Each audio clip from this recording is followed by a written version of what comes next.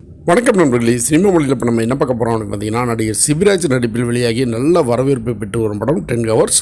இந்த படம் எப்படி இருக்குது அப்படிங்கிறதான் பார்க்க போகிறோம். வாங்க.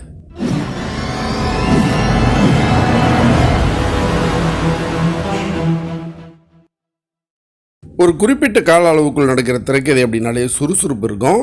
ஓடும் பேருந்து, தொடர்கொலைகள், அவை தொடர்பான விசாரணை, இவை அனைத்தும் 10 மணி நேரத்துக்குள்ள அப்படிங்கிறதால வேகத்துக்கும் விறுவிறுப்புக்கும் பஞ்சம் இல்லாமல் இருக்கும் படம் 10 ஹவர்ஸ். சிபிராஜ் காவல்துறை ஆய்வாளர், சேலம் பக்கம் கள்ளக்குறிச்சியில் பணியாற்றுறாரு. நீதிக்காக பின்னி பெடல் எடுக்கும் கண்டிப்பான அதிகாரி. அவர் ஐயப்பன் மலைக்கு மாலை போட்டு இரவு கிளம்புறாரு. அந்த நேரத்தில் ஒரு இளம் பெண் காணாமல் போன புகார். அதை பற்றி விசாரிக்கும் போதே சென்னையிலிருந்து கோவை செல்லும் ஒரு தனியார் சொகுசு பேருந்துக்குள் ஒரு சிக்கல். அதை விசாரிக்க போனால் அங்கு ஒரு கொலை, அதோடு அடுத்தடுத்து சில கொலைகள். அவை எதனால், ஏன் என்பவற்றிற்கான விடை தான் படம். காவல்துறை அதிகாரி வேடத்துக்கு கச்சிதமாக பொருந்தியிருக்கார் சிபிராஜ். எந்த இடத்துல சிந்தனை, எந்த இடத்தில் செயல், எப்போது அதிரடி என்று திரைக்கதையில் இருக்கும் விஷயங்களை நடிப்பில் அழகாக வெளிப்படுத்தி வரவேற்பு பெறாரு. கதாநாயகி மற்றும் வழக்கமான பொழுதுபோக்கு அம்சங்கள் இல்லாத குறைய தனி அழகாக நிவர்த்தி செய்து படத்தை ரசிக்க வைக்கிறாரு. உதவி ஆய்வாளராக நடித்திருக்கும் கஜராஜ், மருத்துவராக வரும் ஜீவா ரவி மற்றும் முருகதாஸ், உதயா, திலீபன் உள்ளிட்டோரும் இயல்பாக நடிச்சிருக்காங்க. தங்கதுரையின் நகைச்சுவை காட்சிகளும் நல்லாவே இருக்குது.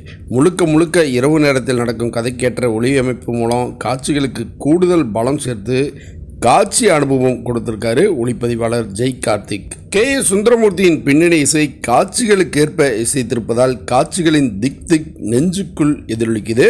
இளையராஜா கலிபெருமாள் எனும் புது இயக்குனர் எழுதி இயக்கியிருக்கார். 10 மணி நேரத்துக்குள் நடக்கும் கதைக்குள் இவ்வளவு விடயங்களை சொல்லிவிட முடியுமா என்று ஆச்சரியப்படுத்தியிருக்காரு. வழக்கமான கதைதானே என்று எண்ணி எந்த இடத்திலும் சாய்ந்து உட்கார்ந்து விடாதபடி படத்தை நகர்த்தி சென்றிருக்கார். 2ஆம் பாதியில் இருக்கும் சிற்சில தொய்வுகளை கதையில் இருக்கும் சமுதாய பார்வை மறக்க செய்து வித்தியாசமான கதைகளை தேர்ந்தெடுப்பவர் என்று பெயர் பெற்றிருக்கும் சிபிராஜ் இந்த படத்திலும் அதை உறுதி செஞ்சிருக்காரு. அதோடு இன்னொரு லோகேஷ் கனகராஜையும் திரையுலகுக்கு அறிமுகப்படுத்தியிருக்காரு. மற்றும் ஒரு நிகழ்வில் சந்திப்போம். நன்றி.